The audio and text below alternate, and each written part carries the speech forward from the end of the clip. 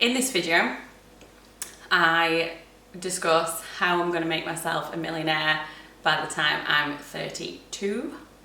And what I've learned along the way to get me exactly where I am today and where I'm going to be in the next couple of years to get me to that stead.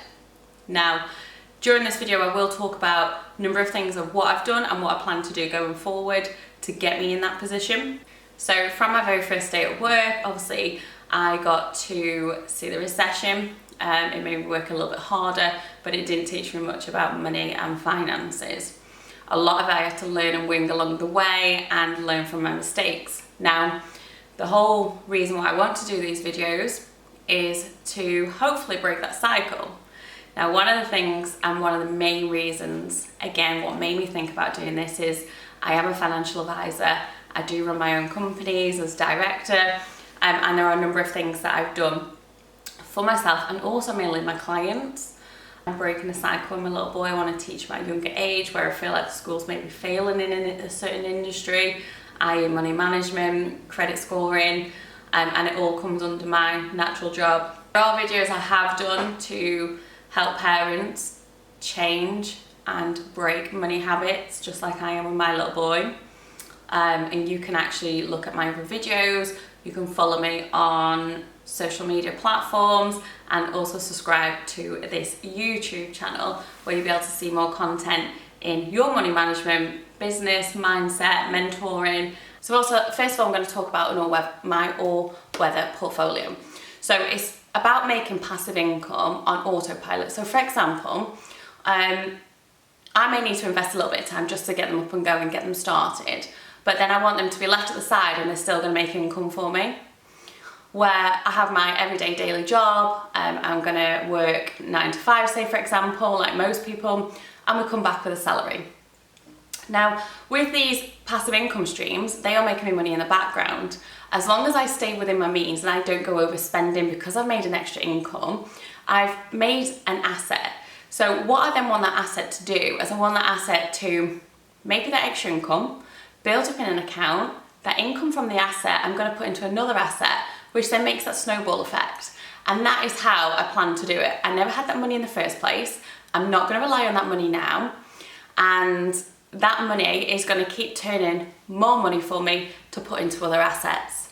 And eventually I will get to that point where my assets are paying for liabilities. They could be paying for potential lifestyle, but I will never ever have that breaking even point where I have a liability and have an asset on the same level. You always want to have your asset above. So if anything was to happen, so your 9 to 5 job, your salary is just one income. Your salary can stop at any time, which makes it really, really risky. So great example, you might want to leave your job because you've had enough, or you could be like me at the start of my career and be made redundant once, twice, or like me, maybe 3 or 4 times. Once that happens, that's it, that income's gone. But then as you get older, we have mortgages to pay, we may have businesses to run, childcare, and things don't stop because we've lost our job or our income has stopped. So we've got to find other ways to get a job quickly. But if that job's not there, what do you do next? Which is why I've been making other passive income streams, and a lot of my clients do, because if one income stops, there are other incomes in the background. Educating and knowledge is the next one. So I'm forever wanting to educate, I'm forever wanting to know more, forever wanting to learn. I've always been like it. The thing is somebody could be so skillful but not know what to do with that skill. So I could have somebody who's probably a lot better at business than I am and social media, but they're not willing to take the risk. So you have to be different. So you have to think outside the box. Do something different to everybody else.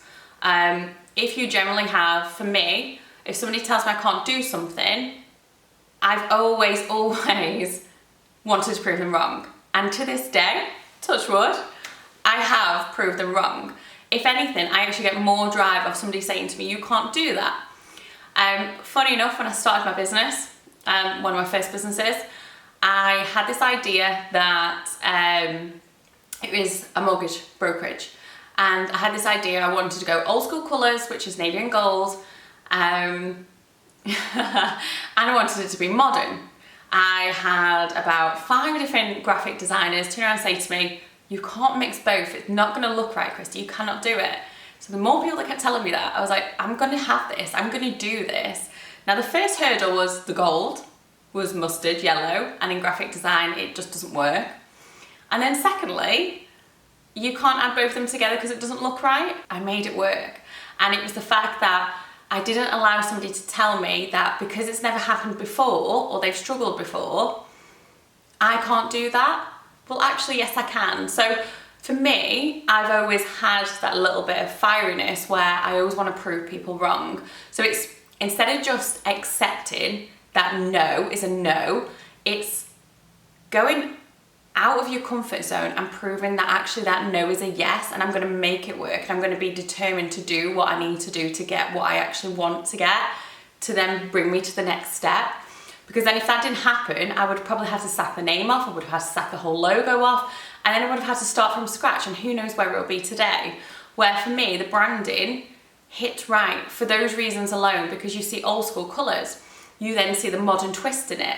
You then start seeing our social media twist, where we are making a difference to that industry, where we are making it more fun. We're trying to approach younger generations. We want the younger generation to understand more. That's just one great example. But if anybody ever tells me I cannot do something, God help you, because I will do something. And that's where you find majority of successful people are successful, but people only want to know what they've done after they're successful. At the start of any sort of business, believe it or not many people will invest in you, or they will believe that you can do it. But it's that inner strength and the manifest that you bring into gets you to that stage. So being different 100% works, but also just being yourself, but taking that risk and taking yourself out of that comfort zone. Have the confidence, even if you haven't got the confidence, make yourself confident. Which then brings me on to the knowledge side to it. So bringing yourself to the knowledge and education, reading books, reading business books. There are a number of books that's helped me. Personally, a lot of it is in your mind. Your mind is the one thing that's telling you you can't do something, because your mind is actually quite lazy, which is actually factual, and your mind will take the easiest step. So there are a few books that helped me get to where I am today, or get me that open-mindedness without being tunnel-minded, and always being open to different scenarios and different ideas, and thinking outside that box, so actually I can think a lot clearly, and I can process how I'm going to do the next stages. Where a normal person, if they haven't had that knowledge, or they haven't experienced it, or listened to somebody with that experience, they're not going to know what to do next. So the way that you're going to do that is you're going to teach yourself. So you may then want to look at, like I said, reading books. Reading books is massive. And I'm a person who does not like to read books. And it is the biggest turning point I have done so far in my career, because it has made me think very differently, and it's made me teach myself certain aspects, which has then grown me as a person, and it's also grown my business and also my team around me, and if not, my family. And these are some of the things that I'm actually teaching my little boy. He's 4.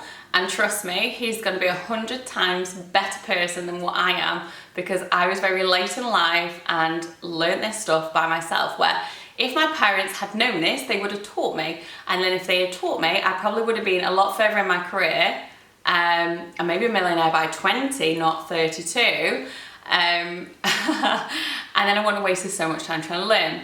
Now, give all, I do believe that your path is there.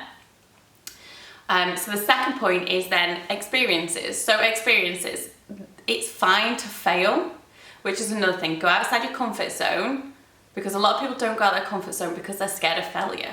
Actually, failure is the biggest growth that you can possibly do. Bring on failure.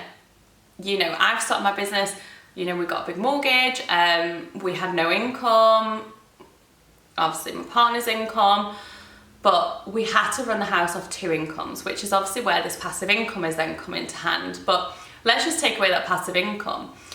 I started this business on absolutely nothing. And my business has tested the waters, or businesses have tested the waters, where let's just say there was no income at certain points, which is correct, you find a way. Now, the only way you're ever going to find a way, most people will just throw in the towel and think, do you know what, this is not right, or I'm failing, I'm not going to do it. But straight away it comes back to the books, gets you that confidence, you are going to do it, and you are going to find a reason. You don't know what it is right now, but you will find it. You then listen to other people's experiences. Their experiences, they will tell you they've all gone through the same thing. I'm more interested in how did you get through that? What did you do?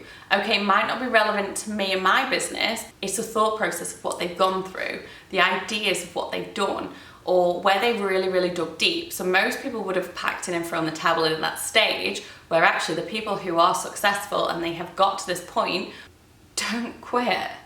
And we push through. You trust the process, you trust your mindset, and you get to that point. And again, that just comes back down to other people's knowledges and experiences.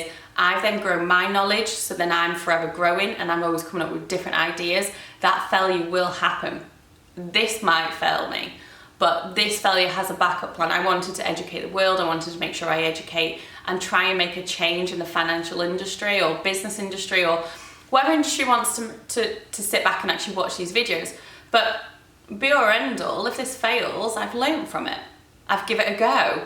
And that's probably what most people won't do because they're too comfortable and they won't step out of that comfort zone. So it's training your brain. So train your brain to expand, to learn, to manifest, and to sit at peace. Like, don't overthink.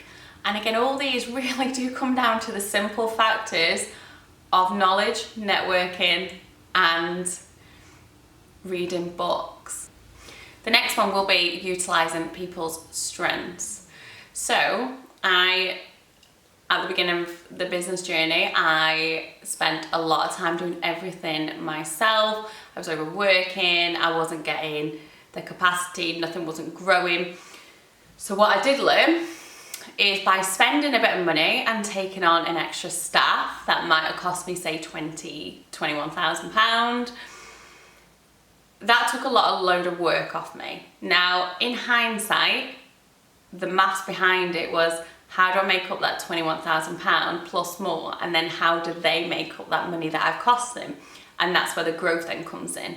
So it's taking that chance, and it is a number game where I needed to utilise somebody else's strengths and skills to then build me and build my business. Use people for the best that they are. So I may not be good at the admin side or may not be good at timekeeping, but I will have an admin or a PA who would give me that time.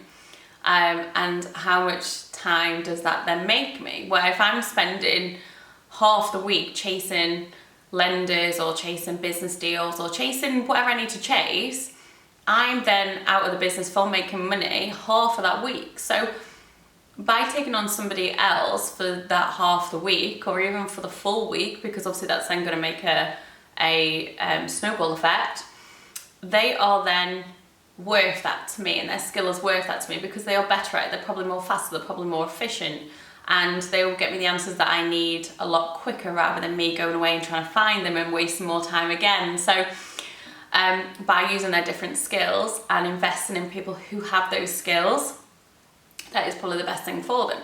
Where from, let's say, a mortgage perspective, instead of going through all the banks on the high street, you might then say, right, I've gone to every single bank, 20 banks, I've now got really confused and it's all jargon, it's all buffled me. That interest rate looks the cheapest, but actually in hindsight, that interest rate is probably really expensive with all the overall costs added into the factor.